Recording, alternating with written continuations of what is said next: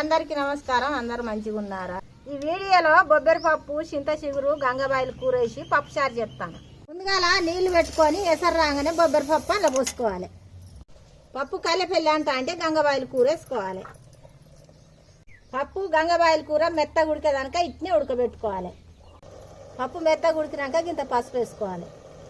ఒక 2 చెంచాలంతా కారం, 2 చెంచాలంతా ఉప్పు కారం వేసినాక చింత చిగురు వేసుకోవాలి. చింత చిగురు వేసినాక ఒక 5 నిమిషాలు మూత పెట్టి ఉడకబెట్టాలి.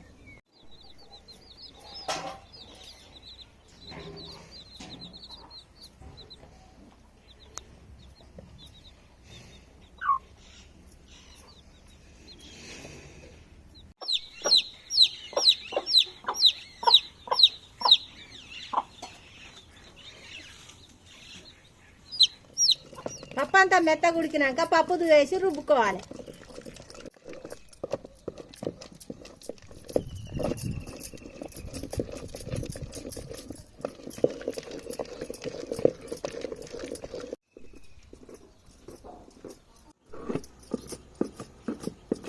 మెత్తగా రుబ్బినాక చిన్న తాపాల నీళ్ళు పోసుకొని లూజ్గా చేసుకోవాలి. ఇంత సైజు చూసి ఉప్పు గిట్లా దక్కుంటే ఇప్పుడే వేసుకుంటే సరిపోతుంది.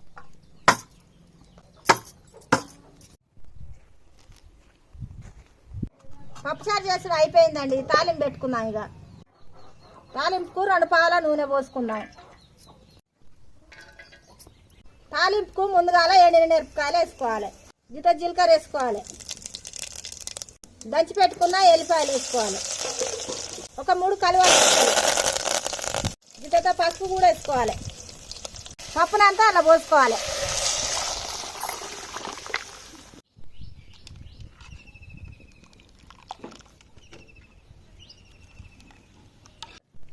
అంతేనండి, చింత చిగురు పప్పు చారు అయిపోయింది.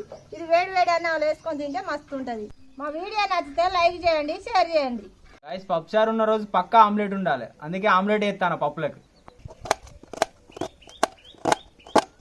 ఆమ్లెట్లకు లైట్గా కొంచెం అల్లం వేసుకొని ఉల్లిగడ్డల్ని సన్న సన్న ముక్కలు కట్ చేసి వేసుకుందాం.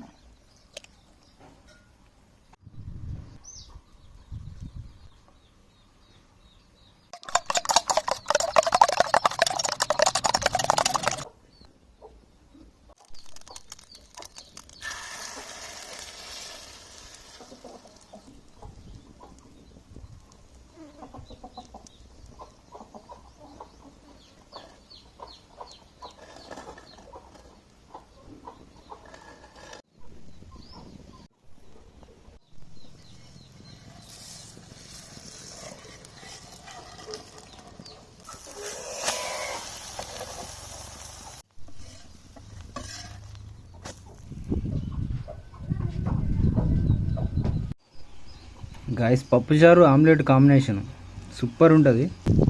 పప్పు మంచి ఒత్తు కలుపుకోవాలి. ఆమ్లెట్ పప్పు ఒత్తు కలుపుకొని ఇంత ఆమ్లెట్ పెట్టుకొని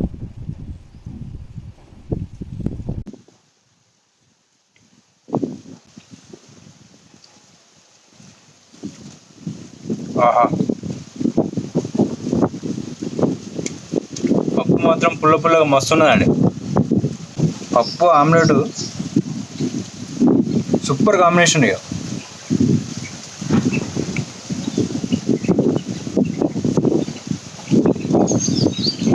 నిజంగా ప్రకృతిలో ఏ టైం దొరికితే ఆ టైం తింటే బాడీ కూడా మస్తు హెల్తీ ఉంటుంది, టేస్ట్ కూడా బాగుంటుంది.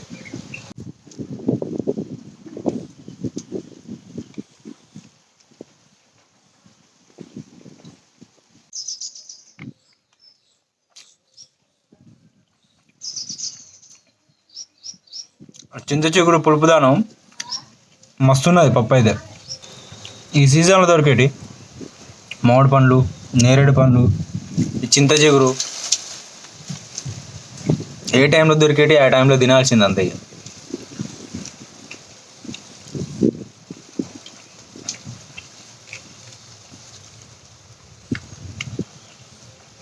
ఎంత నాన్ వెజ్ తిన్నా పప్పు మీదకి రాదండి అసలు.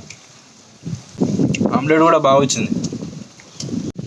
గైస్ వీడియో వస్తే తప్పకుండా లైక్ చేయండి, షేర్ చేయండి, సబ్స్క్రైబ్ చేసుకోండి.